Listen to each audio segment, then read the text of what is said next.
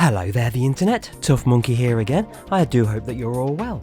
Okay, since update 1.2 landed, we have the new Rallycross layout at the Circuit de Barcelona, which means it's now in the rotation for the daily races this week. So, I thought I'd put a video together of some of my best and perhaps worst races I've had. I've had quite a few on this one, and I've actually been quite successful. I favoured the Subaru Impreza WRX, and it's allowed me to sneak ahead of my old teammate and sparring partner Steve, which is always good, doesn't happen very often, and also means, as at time of writing, I'm at 180th in the world, which I'm quite pleased about because I normally float around the 1500 to 2000 sort of region.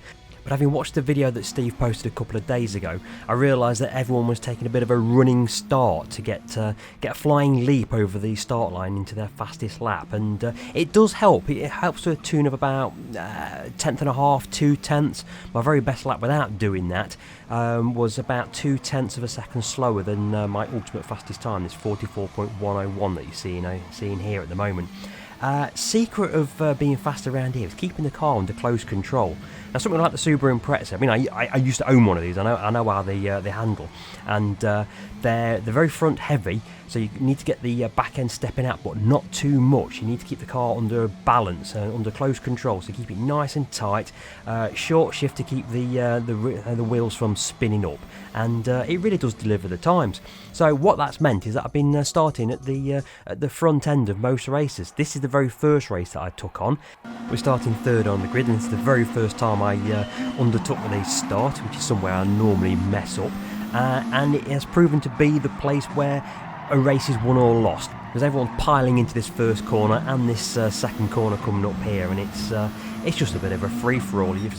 It's not until you come out of the hairpin bend halfway around the first lap that everything's sort of settled down, so it just gets a bit messy, and as I've found, if you're on pole position, you're very unlikely to survive the first corner. But anyway, we've come home fourth on the first race, which I was quite pleased about. I know we perhaps lost the place, but look at that, a clean race. How on earth did that happen? Because it didn't happen ever again.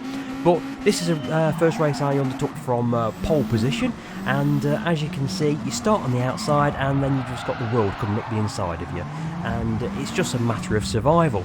So yeah, it just gets very, very messy, and pole position perhaps isn't the best place to be. I've lost more races from pole position than I've won them, put it that way. But I'm going to play this first race through here, because it was quite entertaining, having been mullered into the first corner and just about surviving the first hairpin bend. I thought I'd show this one through, because it gets quite entertaining in a moment. Just cast your eyes over the guys in second and third place. They're going to get a bit friendly with each other in a moment. But you've kind of got to expect that. If you've ever watched WRX on the TV or in person, it's a very shoulders out kind of race series. It's almost like touring cars. They say no contact, but there's going to be contact. And those two just made contact with each other into the final corner. They've made contact again. I've gone into ghost mode, and I've literally ghosted up into the middle of them, which I realised at this point I was in the middle of the firing line here. So I was actually watching the arrows on the bottom right corner, and I just got the hell out of dodge, because I could see that coming a mile off. That was telegraphed. In fact, shall we spin this back and watch this from how it all began? So the black and orange car just nudges into the back of the white Honda into the final corner, and naturally the Honda driver has now got magnets onto the back of the black and orange car. It all gets a bit messy into the second corner there. I've ghosted up the middle, and like I say, I knew this was coming. I'm just going to get myself out of the way and just watch the action unfold. And yeah, jury's always out over whether a revenge punt is acceptable. I just don't do it. I can understand why some people do it, but it just ruins everyone's races, so I just don't do it. So anyway, we've managed to get ourselves back up into second position, and we've got about 2.5 seconds to catch up on cable, the Ford Focus in front of us. So let's spin it on quickly, and it was just a matter of keeping the car under close control, keeping everything tidy, and you soon start to reel the other guy in if they're starting to feel under pressure.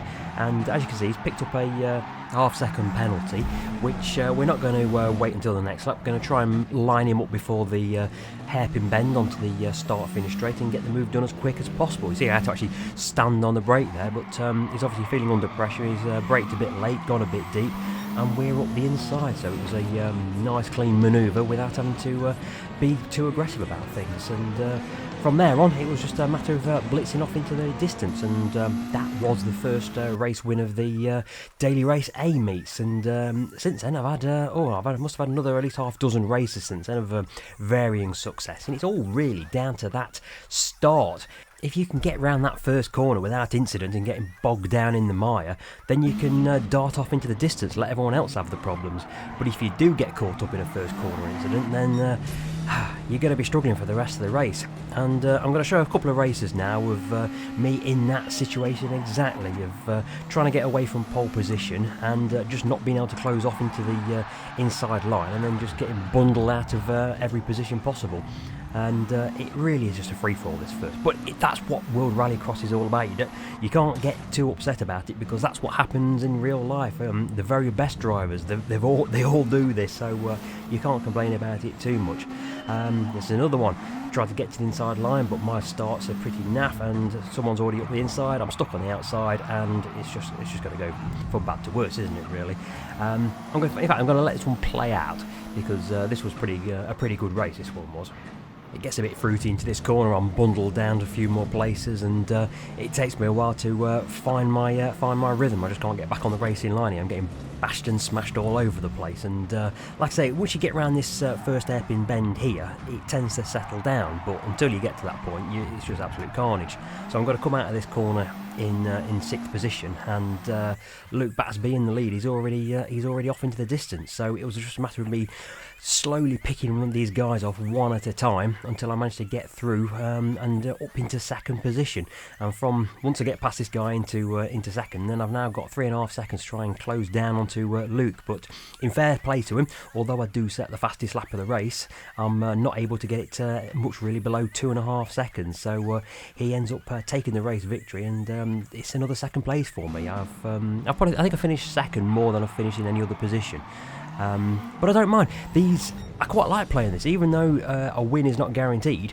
It's a good scrap, even if you get bundled down into last place off of the first corner. It's a great race. It becomes tactical. You've got to use your skill and judgment and try and preempt what everyone else is going to do. Like here we are. I'm down to 6th after the first corner, down to 7th now. And it's just a bit of a mess. But again, I'm going to let this one play out, because this was, again, another good race, and another one up the inside, down to 8th position. But no, let's run this one through, because it shows what you can do, how much fun it could be. I'm down in the 8th position here after the first couple of corners. It's chaos in front of me, and I've even managed to pick up a half-second penalty for ignoring track limits. I'm not sure how I did that, but let's play it out, because it just shows how much fun you can have just picking people off and going off after the leader.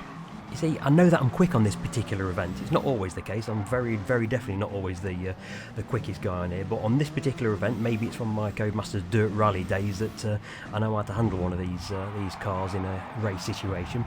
But no, I enjoy doing this. I just enjoy picking people off and trying to keep it clean. And there's quite a strong ghosting effect in this event. As you see, the guy's just gone ghosting there, and you can use that to your advantage. If either they or you go ghosting, you can just drive straight through them, even if it's for like 30 seconds of driving. You can just ghost over the top of them, so you don't have to worry about going around them. But it's quite intermittent. Sometimes it's solid, sometimes it's ghosting. But it's just a good bit of fun, this is. And because it's a daily race A, it doesn't make any difference to your overall driving points. You're not going to lose any points if you have a shocking race. But likewise, you're also not going to gain any, which probably worked to my disadvantage this week, because this is the game I've been playing, and this is the game that I've been having my solid results on. So I've not really benefited from winning or coming 2nd or 3rd. I mean, I've got so many fastest laps and so many pole positions, and what happened then? Did I get punted from the back end? Yes, I got punted from the back end, didn't I? But yeah, I've just been having a good blast this week with Gran Turismo. It's not always the case, and I've gotten a bit bored with the daily races of late. I've hardly done any of them. In fact, I've just been doing the national events, the Nations League thing that we do on a Friday, and that's been going absolutely miserable. And what we in 4 races in, I have had 4 absolutely shocking results. It's just not gone right for me whatsoever. But today we're doing all right. We're doing all right on this daily race 8. So we're just going to keep playing it until it disappears on the Sunday night. Anyway, we've now got ourselves up into 3rd position in this race, and that means we can start to settle down. I keep an eye on the radar in the bottom right corner, just for any last second lunges, but we're in the clear now, so it's focus is on the guy in 2nd place, and it means you can start to focus on your racing line, getting your braking right, getting the back end stepping out just in the right manner, not too much, not too little, and you soon start to pick the pace up. And you see I've got a good run up the inside there. If you can keep it tight out there and do short shift, go across the curbs on the inside there, you can really gain some time on there. So we're up the inside of the Evo there, and we're into 2nd place. It's usually at this point when you're getting very concerned about the radar, because you think, well, there's a tight corner here, could be the inside there, and there's definitely a tight corner coming up here. So you just got to try and brake early, keep it really tight, try and not to let any gap available for someone to stick their nose up into. But we've now set the fastest lap of the race, and we've got 6.7 seconds to try and get back on Razor 1 up in the lead there. It's going to be a bit of an effort with only 3 laps on the lap chart left. So let's see what we can do here. Well, to be honest, it was always going to be a big ask to try and cut down that size of gap in only a couple of laps, and as it turns out, we're going to come around this final corner. We're going to get that gap down to only just over a second, but we just run out of space. Another lap we might have got the lead, but not on this occasion. So that's another 2nd place. So I think I'm going to leave you with this particular video. This was probably my strongest performance. I got a nice clean start, got away without any incident at the first couple of corners, and we just cleared off into the distance. This was about as good as it gets. So I'm going to leave you with this. I'll pick you up at the end of this video, and I'll see you in a minute.